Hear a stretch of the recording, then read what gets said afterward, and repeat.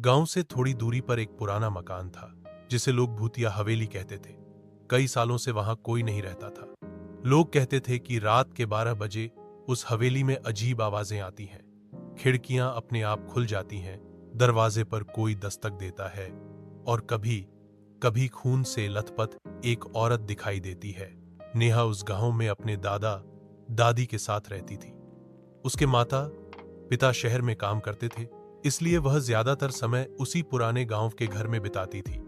दादा दादी उसे हमेशा चेतावनी देते थे, रात को 12 बजे के बाद कभी दरवाजा मत खोलना, चाहे कोई कितनी भी दस्तक दे।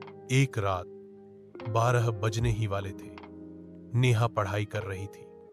बाहर से ठंडी हवा चल रही थी और पुरानी घड़ी ने 12 बजने का संकेत दिया। तभी अचानक दरवाजे पर ठक ठक हुई। नेहा सन्न रह गई। दादी की बात याद आई, लेकिन उसने सोचा शायद कोई राह भटक कर यहां आ गया होगा।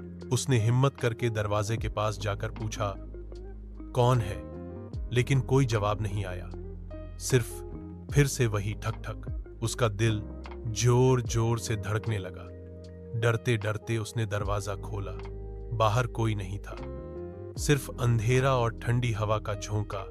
नेहा कांपते हुए दरवाजा बंद कर वापस बिस्तर पर आ गई, लेकिन तभी उसके कानों में बहुत पास से आवाज आई, मैं बाहर नहीं, अंदर ही हूं। उसकी सांस रुक गई। उसने धीरे धीरे पीछे मुड़कर देखा। कमरे के कोने में एक लंबा साया खड़ा था।